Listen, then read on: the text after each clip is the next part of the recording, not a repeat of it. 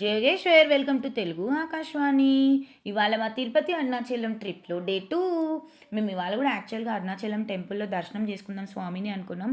కానీ సండే అవ్వడం వల్ల చాలా చాలా రష్ ఉండే. అందుకని అక్కడ అన్నదానంలో అన్నం తినేసి మేము అక్కడ ఆర్టీసీ బస్ ఎక్కి కంచికి వచ్చేసాం. కంచిలో మేము బస్ దిగగానే ఆటో వాళ్ళు అడుగుతున్నారు. సో ఒక ఆటో మాట్లాడేసుకున్నాం. ఆటోలోనే లగేజ్ అంతా పెట్టేసి కంచిలో ఉన్న టెంపుల్స్ తిరిగాము. మాకు 3 o'clock అలా అయింది. మేము 3 o'clock అక్కడ ఉన్నాం కంచిలో.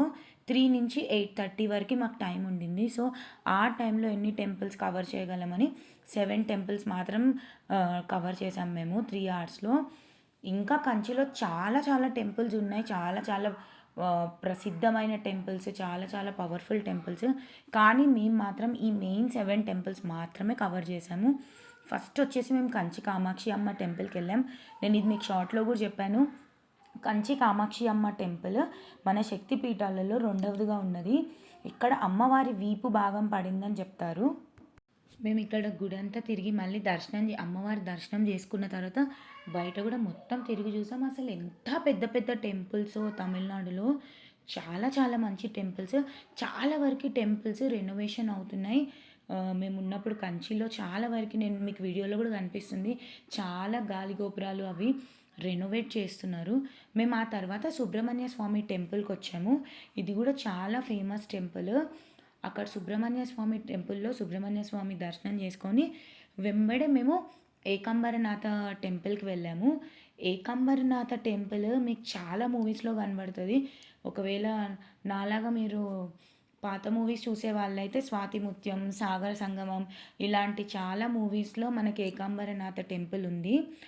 ఏకాంబరనాథ టెంపుల్, ఏకాంబరం అంటే ఒకటే మామిడి చెట్టు అని దాని అర్థం.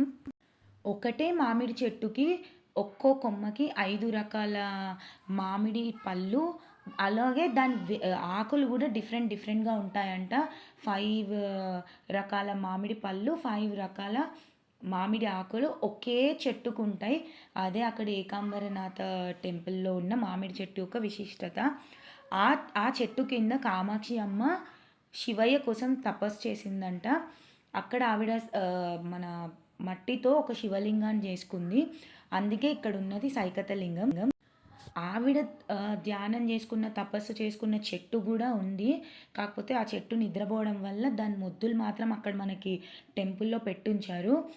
దాని సీడ్ నుంచే వచ్చిన ఆ పాత చెట్టు సీడ్ నుంచే వచ్చిన కొత్త చెట్టు ఇప్పటికీ ఉంది. ఇక లోపలికి వెళ్ళనివ్వట్లేదు. బయట నుంచి మనం దర్శనం చేసుకోవచ్చు ఆ చెట్టును కూడా. చాలా చాలా మంచి టెంపుల్ ఏకాంబరనాథ స్వామి టెంపుల్ కూడా. మనం మూవీస్లో చూడవచ్చు, చాలా మూవీస్లో ఉంది. సాగర సంగమం, స్వాతి ముత్యంలో అయితే చాలా వరకు కవర్ చేశారు. ఇలా అసలు పెద్ద పెద్ద మండపాలు, అసలు ఎంత బాగా చెక్కారో టెంపుల్ని. నాకైతే చాలా బాగా అనిపించాయి టెంపుల్స్. మనం ఈ కంచి, తిరుపతి అండ్ అరుణాచలం ట్రిప్లో మూడు పంచభూత లింగాలను కవర్ చేయొచ్చు. ఒకటి ఏకాంబరనాథ టెంపుల్, ఇక్కడ సైకతలింగం ఉంది. అరుణాచలము అగ్నిలింగం, శ్రీకాళహస్తి వాయులింగం. మేమైతే ఈ 3 కవర్ చేసాం పంచభూత లింగాలలో. మనం కరెక్ట్గా ప్లాన్ చేసుకుంటే ఈ 3 టెంపుల్స్ కవర్ చేయొచ్చు. తర్వాత మేము కంచి కైలాసనాథ టెంపుల్కి వెళ్ళాము. ఇది చాలా చాలా మంచి టెంపుల్. ఎంతో రిచ్ శిల్పకళ ఉన్న టెంపుల్. కాకపోతే ఇంకా అప్పట్లో జరిగిన దాడులలో ఇక్కడున్న చాలా శిల్పాలని అన్నీ విరగొట్టి పెట్టేశారు. చాలా మంచి శిల్పకళ ఉన్న టెంపుల్, మీరు వీడియోలో చూడొచ్చు. చాలా చాలా మంచి శిల్పకళ ఉంది, కానీ చాలా వరకు ధ్వంసం చేసేసారు. ఇక్కడ శిల్పాలు కూడా ఒక్కొక్కటి ఒక్కొక్క విశేషం చెప్తున్నట్టు అనిపించింది నాకైతే. మీరు ఖచ్చితంగా కంచి వెళ్తే ఈ టెంపుల్ ఖచ్చితంగా విజిట్ చేయండి. నేను చూపిస్తున్నాను చూడండి వీడియోలో ఎలా ధ్వంసం చేశారు అని.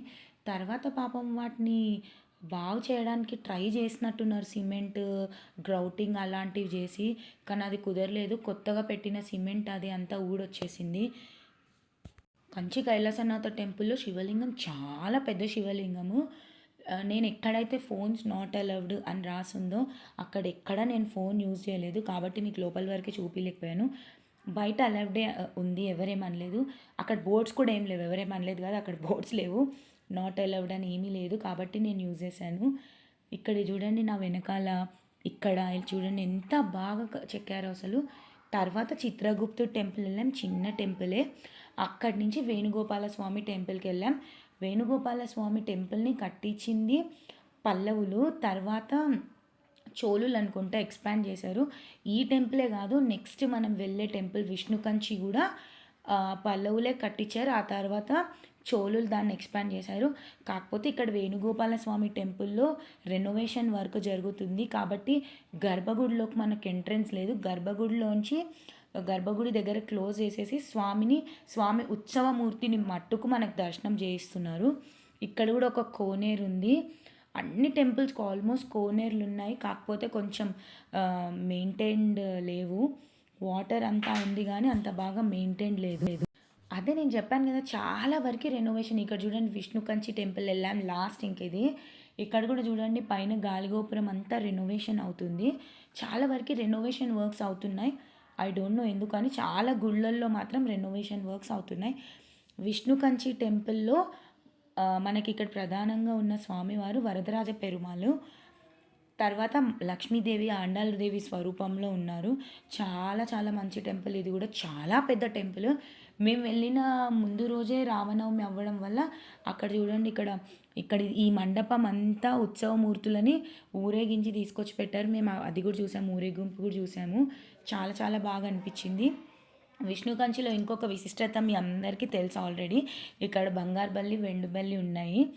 మనకి ఏమైనా బల్లి దోషాలు అవి ఏమన్నా ఉంటే బంగారు బల్లిని, వెండి బల్లిని ముట్టుకుంటే ఆ దోషాలు ఏం లేకుండా పోతే తర్వాత మన మీద బల్లి పడినా ఏం దోషాలు ఉండవు అని చెప్తారు. ఇక్కడ ఇదే విశిష్టత. విష్ణుకంచిలో మనకి వరదరాజ పెరుమాళ్, ఆండాలదేవి, ఇంకా బంగారు బల్లి, వెండి బల్లి ఉన్నాయి. తర్వాత మేము ఆర్టీసీ బస్ ఎక్కాం, మళ్ళీ కంచి నుంచి వెళ్ళి తిరుపతిలో చేరాము. డే 3 కోసం నా ఛానల్ని లైక్, షేర్ అండ్ సబ్స్క్రైబ్ చేయండి. బాయ్.